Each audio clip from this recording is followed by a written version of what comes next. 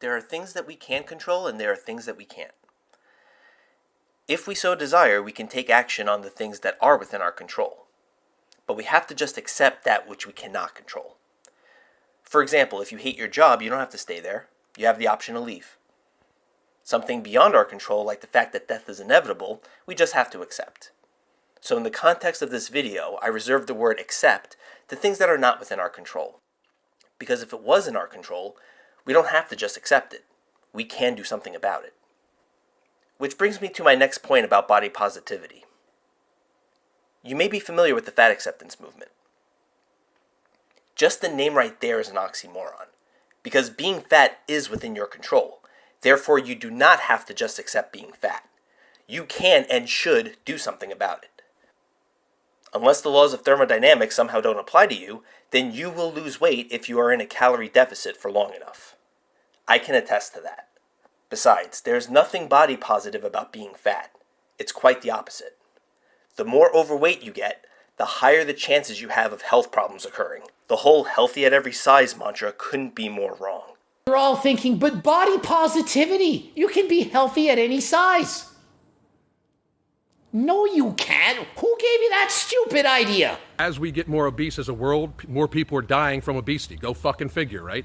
The problem is we just ignore that shit, right? 2.8 million people die of obesity all the fucking time. But that doesn't include the amount of fucking money, pain, suffering that goes into them before they die. They don't just up and die. They live miserably, fucking miserably. Normally with a lot of chronic illnesses like diabetes, hypertension, chronic heart disease, stuff like that, they live miserably. Our osteoarthritis can barely move, lower mobility, lower quality of life. They live miserably for years and years and years, normally getting fucking pieces of them lopped off from diabetes, like toes, ankles, legs, that sort of shit.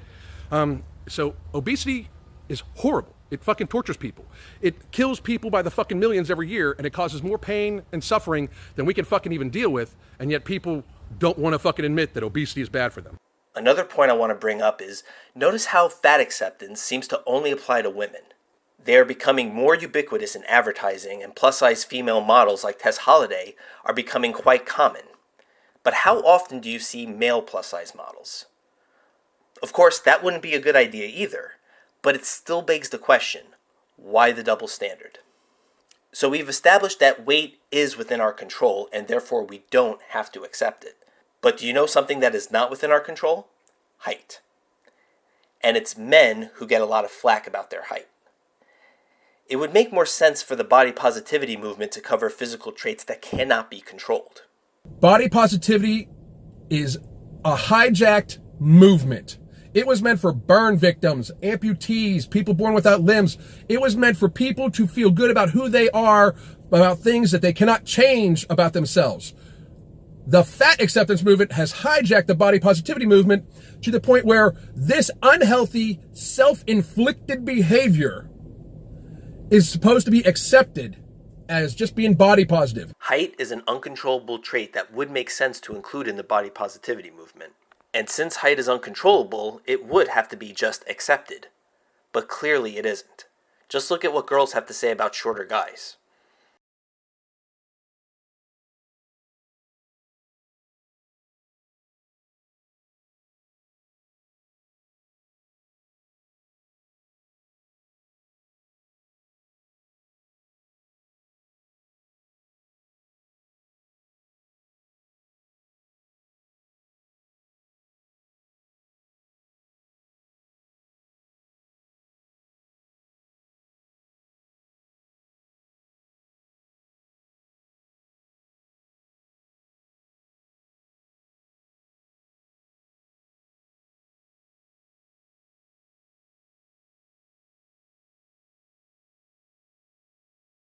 So yeah, to sum the whole thing up, we're supposed to be accepting of women being morbidly obese, even though it is something that is unhealthy and can be changed.